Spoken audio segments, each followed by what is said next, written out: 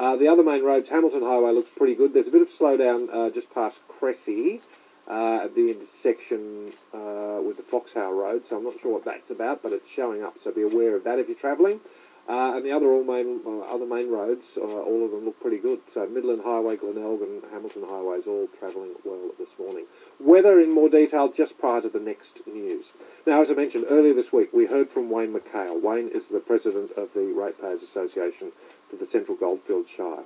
There was a meeting which I believe attracted about 40 residents in Carisbrook to talk about the levee, or lack of a levee. This goes back to the 2010 floods that hit the town and some subsequent floods, I think in 2011.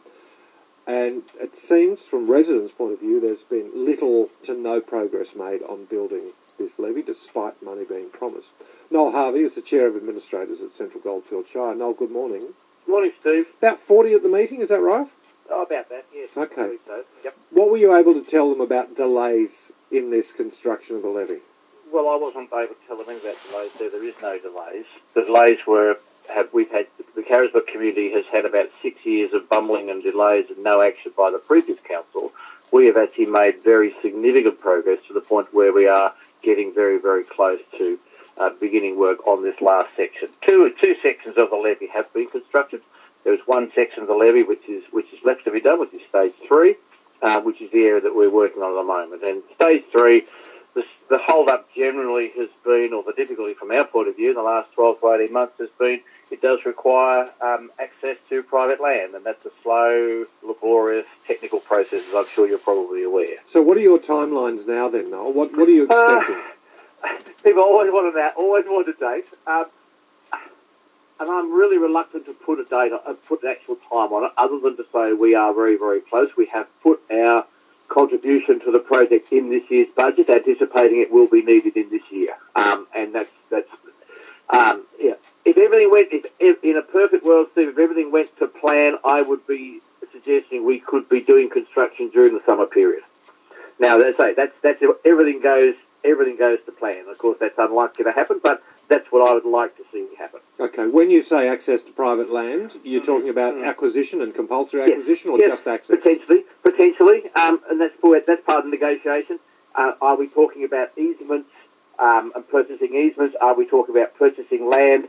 Whereas before, council had a position it was not interested in pursuing the compulsory land acquisition. We've had to change that, and that certainly was on the table and has been part of our discussions. But we now have, for the first time, a very cordial, cooperative relationship with the landholders. We are talking with them. I mean, I couldn't believe, Steve, when I arrived there, the council had never actually sat down and talked face-to-face with one of the primary landowners that they were talking about purchasing land from.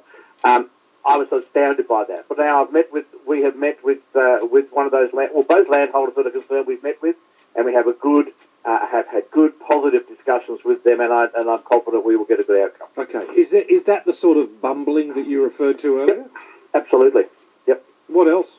What else was there? Of course, there was the issues, Steve, and I'm not going to go into the details on that were contained in the investigation and the report about money, where money was spent, how grants were acquitted, and that sort of thing, which is held up. We still have a legacy of that. You know, that we are we are contributing half the cost of the work for this, but so we need to constantly talk with federal and state governments who are funding the other half, and of course they are they're being very, very positive, very helpful. But of course, because of the past history, we still have a legacy there that we need to work through. Do you believe, Noel, that most of the people at that meeting walked away satisfied with the answers they got, or is there still some unrest in the community? No, look, I believe most people were. Yes, I did. And judging by the response I've had a significant number of people contact me since that meeting directly. There is always a core of people, and Wayne is certainly one of those, who will never be happy with what we do. And I acknowledge that. And that's the nature of communities. Steve, I have to say, I absolutely understand the stress and the concern in the community. And I explained that to them at the meeting. And I don't downplay that at all. That is a very bruised community, and rightly so.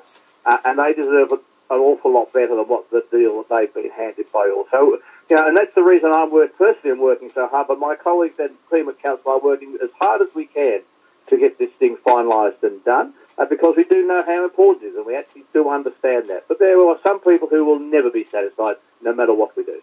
Now, just on another topic, which is in our news this morning, is a report that you told that meeting this week that former CEO Mark Johnson has repaid back the funds that he was prosecuted over. Is that correct? Yes, correct, yep. Council's apparently refused to confirm that he has. Can you no, that's nonsense. That's nonsense. I confirmed it the other night, and that's quite it's out there. And to say we've refused to confirm it, I've no idea who's saying that, but it's not the case. I think, council officers, when our journos rang and asked to see if that was correct, said, oh, no, well, we're not saying anything about that. But they did confirm you'd said it at the meeting.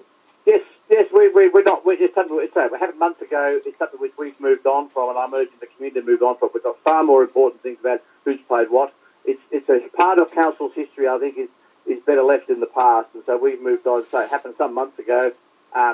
From council's point of view, it was a very small amount of money. I understand it was still an amount of money, and that the man did the right thing, and I acknowledge that. But it's not something which we're out promoting or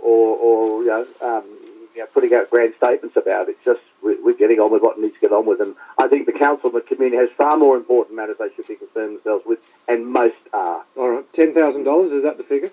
9.5, I think it was. Yeah, close to 10. Okay. Well, I know I accept what you're saying, but I also know that there's a great deal of interest in this in the broader community about what money, why there weren't attempts to recover it, those sorts of things. So, well, I think I made the decision quite clear on that, Steve. We weren't going to spend vast amounts of money going through the courts to reclaim the money. And so I think it's a credit to the man that he took the initiative himself and repaid it. And that was our position right from the word go, and our position regarding that was vindicated. And we didn't spend 1 cent of ratepayers' money pursuing it. And that was the right decision, obviously. Noel, thanks for your time. No worries, Steve. Good to talk to you, bud. And you too. Noel Harvey, Chair of Administrators, Central Goldfields, Shire, and hopefully, well, as Mel said, and it's not an easy process. If everything goes to plan, everything just, all the lines stack up and T's are crossed, I's are dotted, could be building by summer this year.